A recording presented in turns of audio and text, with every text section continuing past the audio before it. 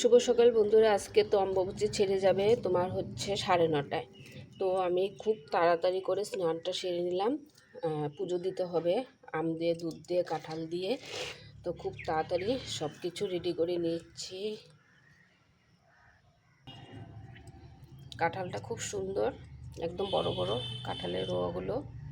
সেদিনকে কাঁঠাল এনেছিল একদম ছোট ছোট কুটি কুটি রোয়া ছিল।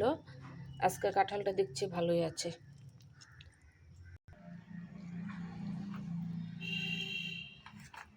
আম দুধটা রেডি করে নিয়েছি, কাঁঠালটাও রেডি করে নিলাম। এবার পুজোটা শুরু করব। তো তোমাদের কি পুজো হয়ে গেছে নাকি? অম্বুবাচীর স্নান পুজো। তো আজকে তো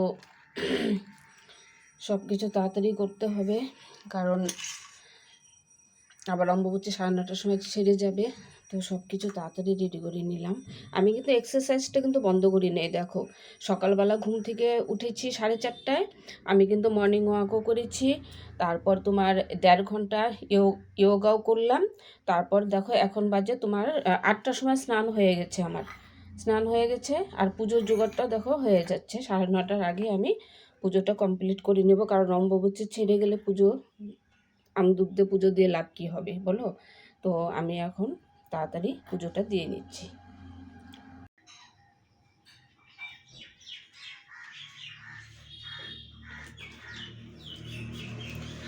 অর্জুন বলিলেন, হে কৃষ্ণ, প্রকৃতি ও পুরুষ কি, ক্ষেত্রজ্ঞ বা ও জ্ঞায় এই পদার্থগুলি কি, তাহা আমি জানিতে ইচ্ছা করি। শ্রী ভগবান কহিলেন, হে অর্জুন, এই দেহকে ক্ষেত্র বলে। ইহা যিনি প্রকৃতপক্ষে জানেন, পণ্ডিতগণ তাহাকে ক্ষেত্রজ্ঞ বলেন। আর যে অর্জুন ক্ষেত্রজ্ঞ স্বরূপ আমাকে সর্বক্ষেত্র মধ্যে অবস্থিত জানিও ক্ষেত্রজ্ঞের বিষয়ে প্রকৃত জানায় আমার জ্ঞান। সেই ক্ষেত্র দেহ কি, তাহার রূপ ও বিকার কিরূপ, আর ক্ষেত্রজ্ঞ বা কি, তাহার স্বরূপ ও প্রভাব সংক্ষেপে তোমায় বলিতেছি, তুমি শ্রবণ করো। বেদ মন্ত্রে ও ছন্দে বহুভাবে বশিষ্ঠাদি ঋষিগণ এই ক্ষেত্রজ্ঞ বিষয়ক জ্ঞান নিরূপণ করিয়া গিয়াছেন। ক্ষিতি আদি পঞ্চ মহাভূত, আর অহংকার, বুদ্ধি, প্রকৃতি, 10 ইন্দ্রিয়, মন, আর পঞ্চ জ্ঞানেন্দ্রিয়ের পঞ্চ বিষয় এবং ইচ্ছা বিষয়, সুখ দুঃখ, শরীর, চৈতন্য, ধৈর্য, ইহারাই ক্ষেত্র ও তাহার বিকার। ইহাই তোমাকে সংক্ষেপে বলিলাম।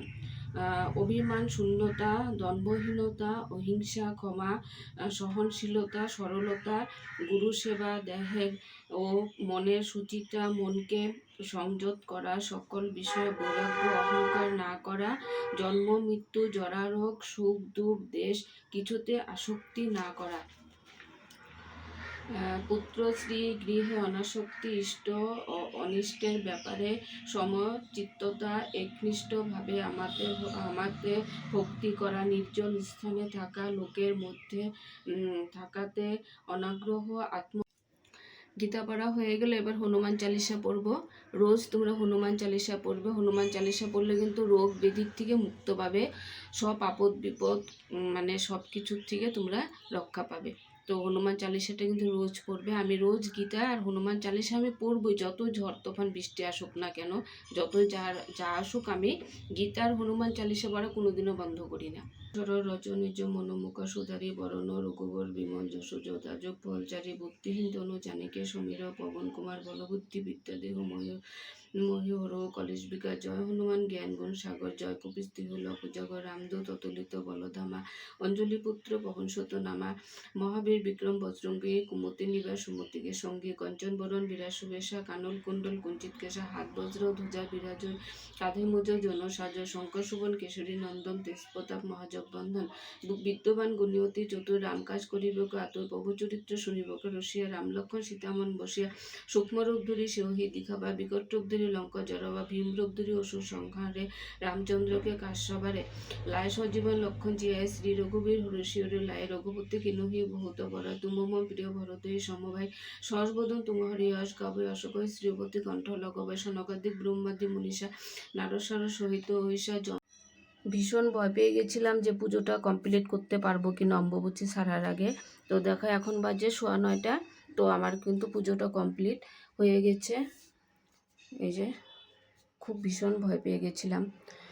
তো মা দুর্গা তো 10 হাত দিয়ে কাজ করতো, তো আমাদেরকে 2 হাত দিয়েছে। ভগবান কেন দিয়েছে জানো? কারণ মানুষরা এত শক্তিশালী 2 হাত দিয়ে সব কাজ করতে পারে, ওই জন্য ভগবান কি করেছে, মানুষকে 2 হাত দিয়েছে। তো যেটাই হোক, তোমরা যদি রোজ গীতা পড়তে না পারো তাহলে গীতার 18টা নাম কিন্তু রোজ করবে। তোমরা যে সারাদিন যতই পাপ করো সব পাপ কিন্তু কেটে যায়। এই 18টা নাম কিন্তু তোমরা অবশ্যই জপ করবে। গীতা, গঙ্গা, সাবিত্রী, সীতা, সত্যা, পতিব্রতা, বরুমাবলী, বরুমাবিদ্যা, ত্রিসন্ধ্যা, মুক্তিগৃহিণী, অর্ধমাত্রা, চিদানন্দ, ভবগ্নি, ভ্রান্তি নাশিনী, বেদত্রী, পরানন্দ, তথার্থ জ্ঞান মঞ্জুরি। গীতা গীতা গীতা, হরে কৃষ্ণ হরে কৃষ্ণ হরে কৃষ্ণ। তোমরা কিন্তু এই গীতার 18টা নাম প্রত্যেক দিন জপ করবে। তো এখন আমি ছোট্ট মিনি ব্লগটা শেষ করছি। তোমাদের যদি ভালো লাগে ভিডিওটা অবশ্যই একটা লাইক কমেন্ট করবে, শেয়ার করবে। তোমরাও এই নিয়মগুলো পালন করবে, কারণ আমরা তো সনাতন ধর্ম জানো, আমাদের সব কিছু নিয়ম কিন্তু পুজো পাল এগুলো করতেই লাগে আমাদের সব তিথিতে।